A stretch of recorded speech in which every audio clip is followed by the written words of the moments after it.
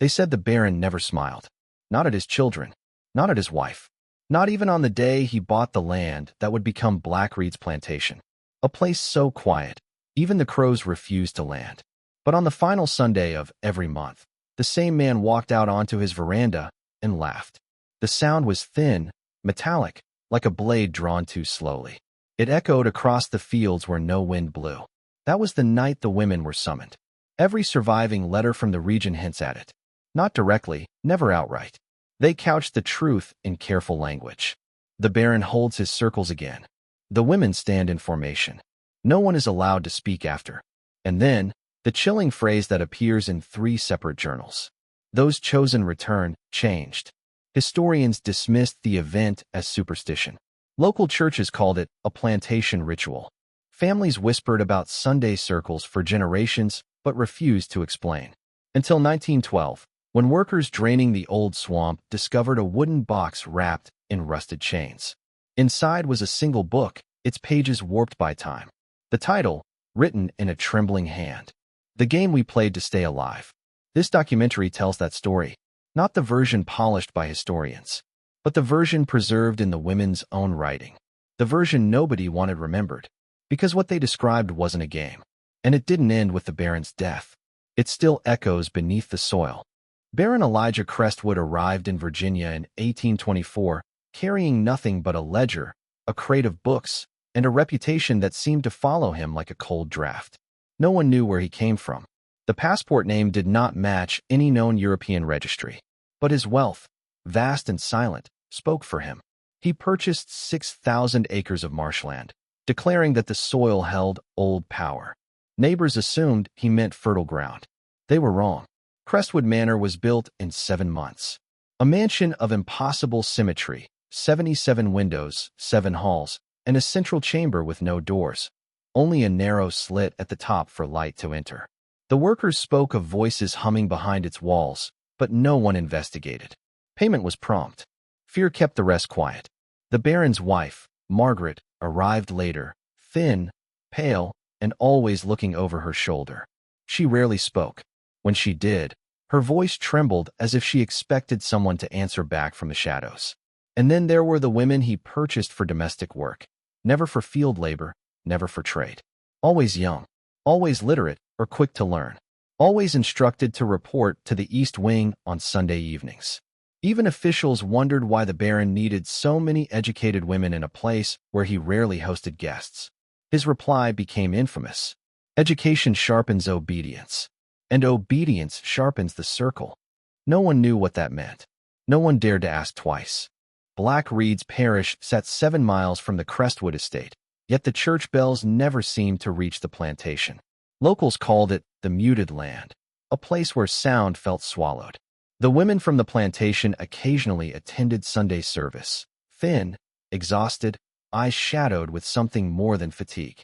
Their dresses were clean, their posture rigid, but their hands trembled uncontrollably when communion was offered.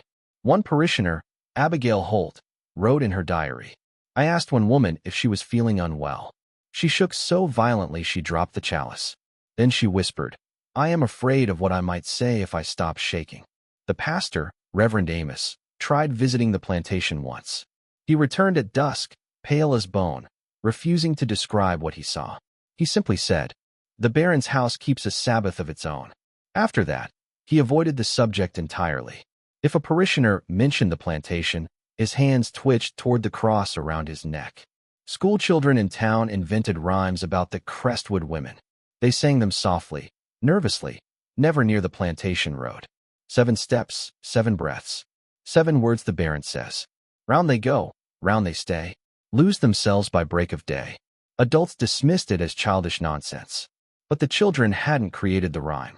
They had heard it, floating across the fields on Sunday nights, carried by a wind that moved without direction. The women weren't singing. The house was. The book found in the swamp, the one chained shut, contained more than memories.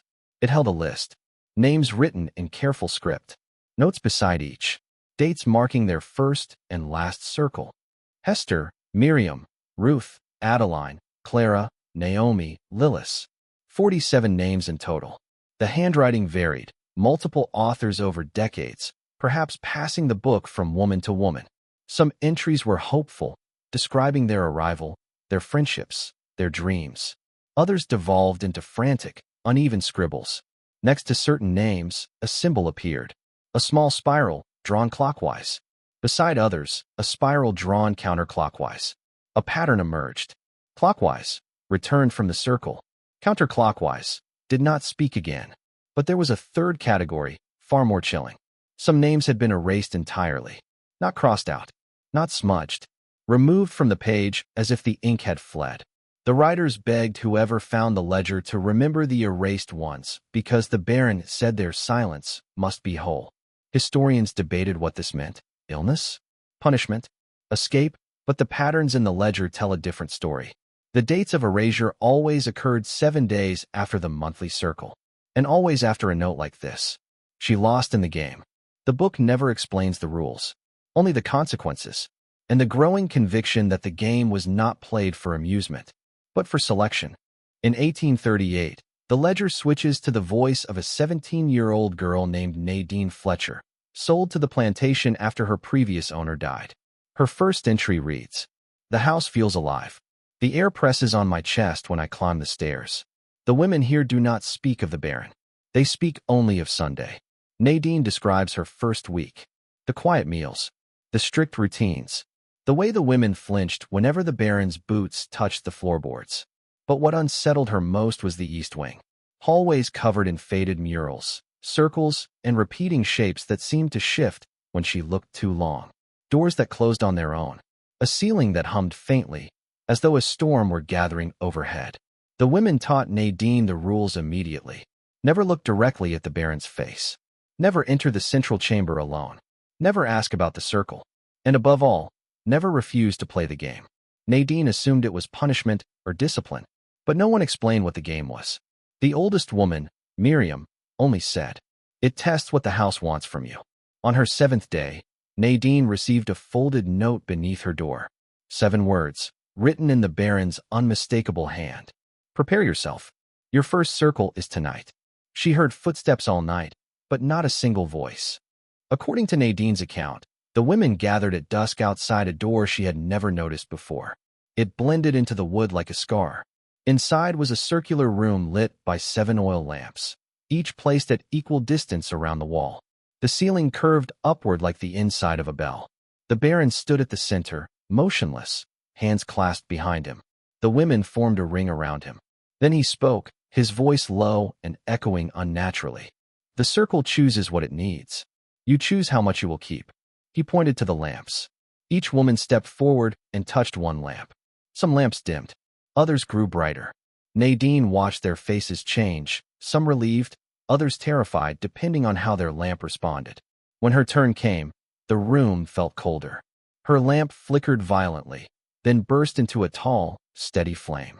The Baron smiled, thin and wrong. "The house remembers you," he said.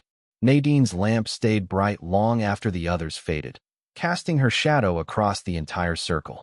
Then the Baron gave the command. "The game begins. Walk." The women began to circle him clockwise.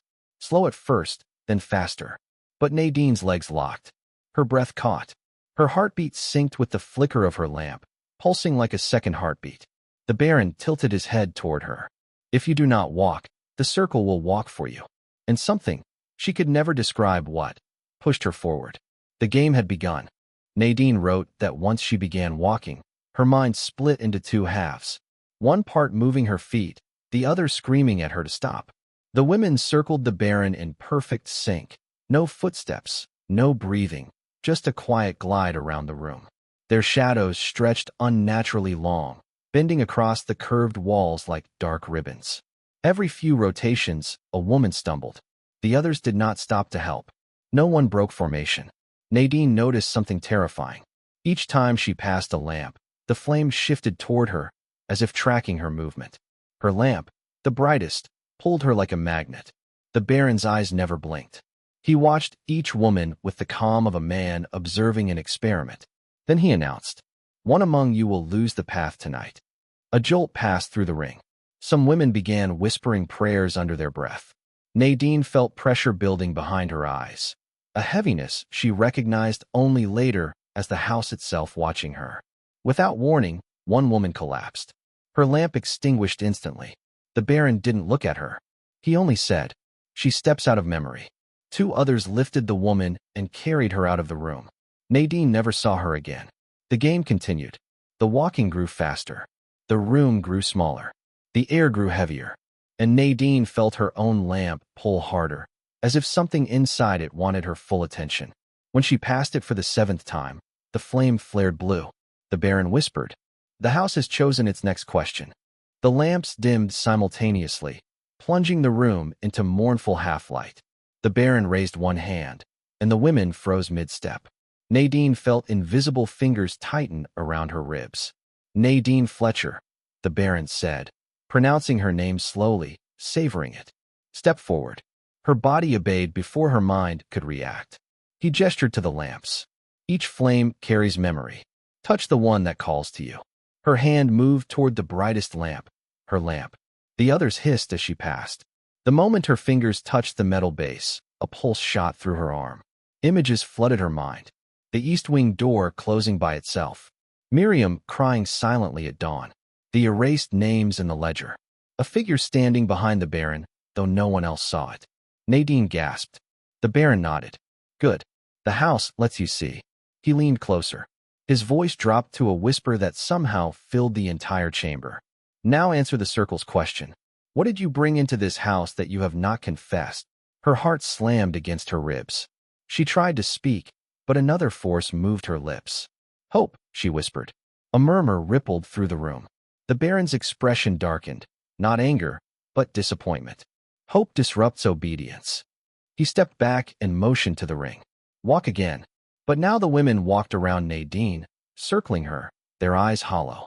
The lamps pulsed with the rhythm of her fear. The game had entered its second stage, and she had already answered incorrectly.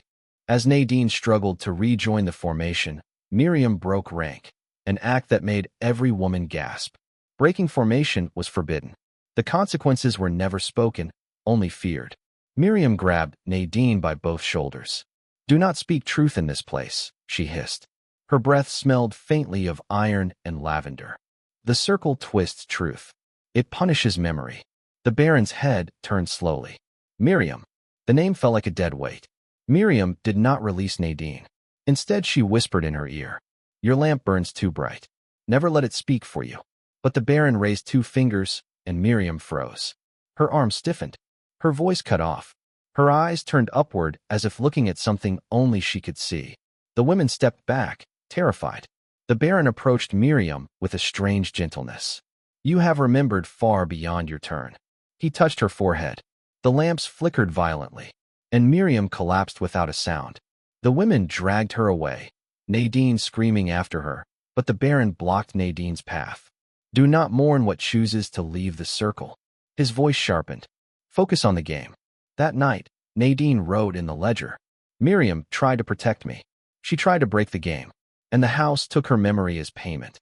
Someone later added beneath her entry, "She never spoke again." The Baron announced that Nadine's first circle required 7 trials, 1 for each lamp and 1 for the house itself. Trial 1 was the questioning. She had already failed. Trial 2 began immediately. The women stood in a straight line facing the curved wall. The lamps were extinguished, but the walls glowed faintly, as if lit from inside. Shadows appeared on the surface. Human shapes. "Moving," the Baron instructed. "Walk toward your shadow.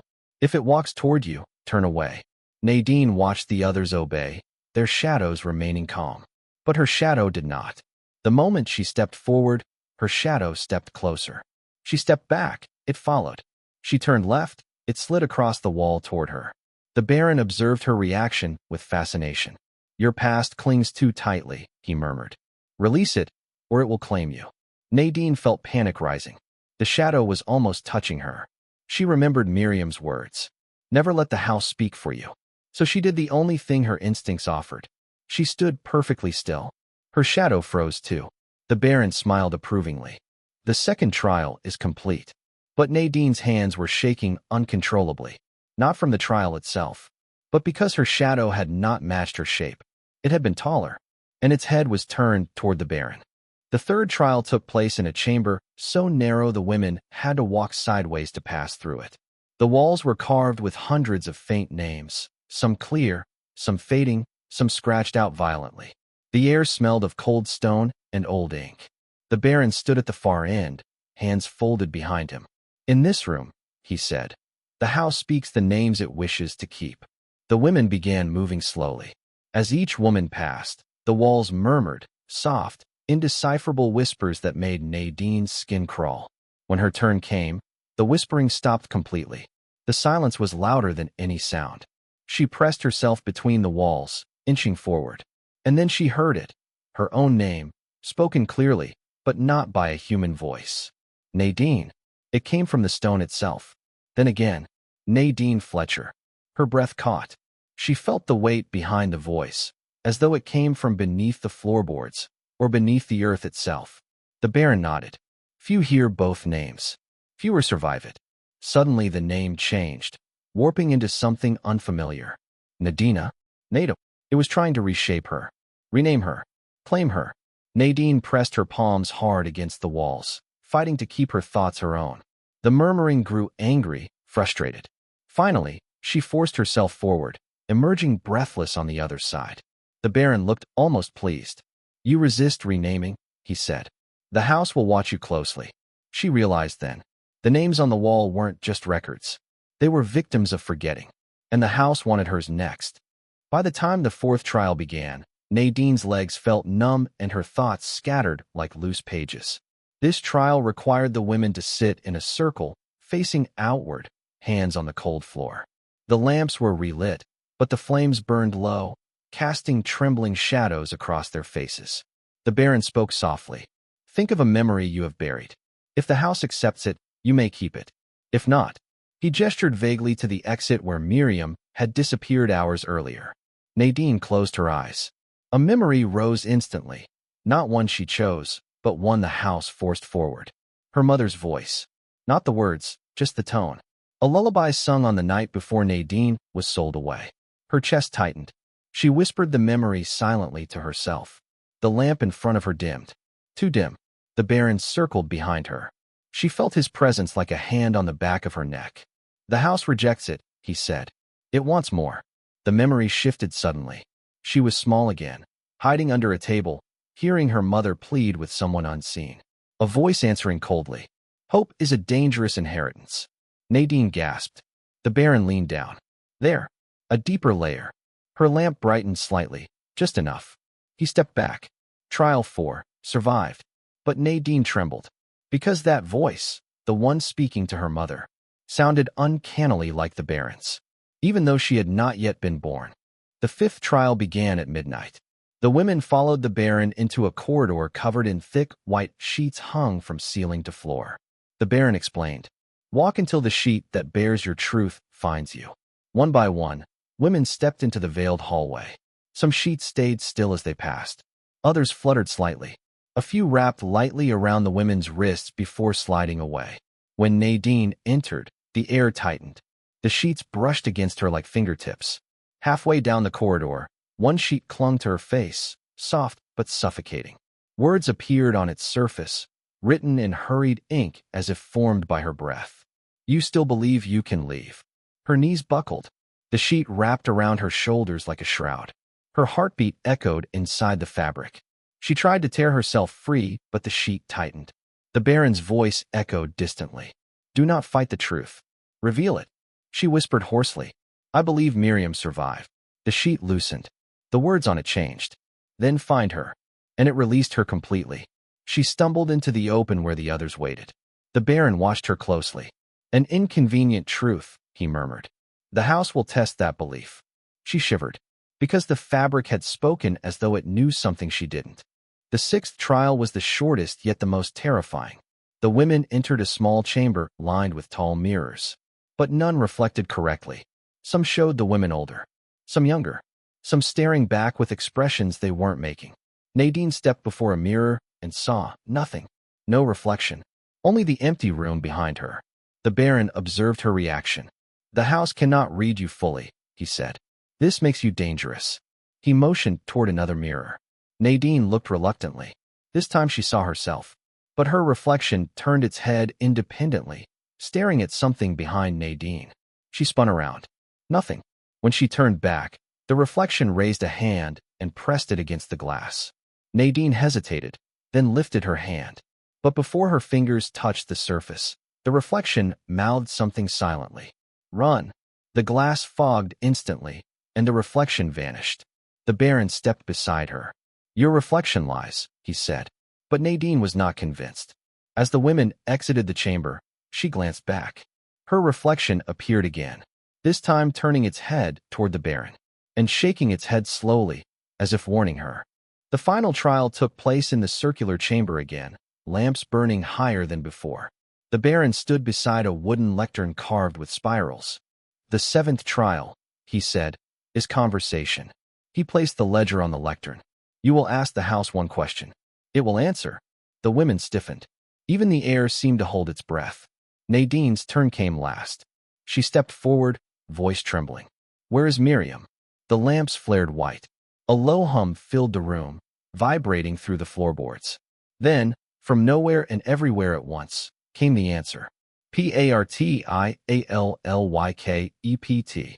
Nadine's blood turned cold. The Baron exhaled slowly, almost disappointed. "You should not have asked about her." Nadine clenched her fists. "What does that mean?" But the house was silent now. Only the Baron spoke. "Some memories must be shared. Some must be erased." He closed the ledger. "And some must be divided." The lamps dimmed. The women bowed their heads. The circle ended. But Nadine felt something new. A presence behind her. As if Miriam herself had tried to answer and been stopped. When the game concluded, Nadine returned to her room, shaking violently. She tried to sleep, but the house whispered constantly. "Partially kept, partially kept, partially kept." Her lamp from the circle burned faintly on her table, even though no one had carried it there. At dawn, she heard quiet footsteps in the hallway. She opened her door. One woman stood there, Clara, eyes hollow, hands trembling. She whispered, "Miriam is not gone. She is in the walls." Nadine froze. Clara pressed a folded slip of paper into her hand. "She left this for you." Before the Baron punished her mind, Clara hurried away. Nadine unfolded the paper. 7 words, written in Miriam's unmistakable handwriting. "Do not let the house choose you." Beneath it, barely legible, was a second line. "It begins with your lamp." Nadine's eyes darted to the burning lamp on her table. The flame flickered, then leaned toward her as if recognizing her gaze. She doused it with her sleeve. It reignited instantly. For the first time, Nadine understood. The lamp wasn't a symbol. It was a key, and something inside it was awake. Over the next 3 days, Nadine searched quietly for Miriam. She enlisted Clara's help, though Clara seemed terrified of every shadow. They checked the laundry rooms, the unused staircases, the kitchen cellar. Nothing. Until one night, Clara whispered, "We should search the central chamber." Nadine's heart raced. The central chamber, the windowed dome, was forbidden. No one entered without the Baron. But Miriam had once whispered, "Everything the circle takes, it stores in the dome."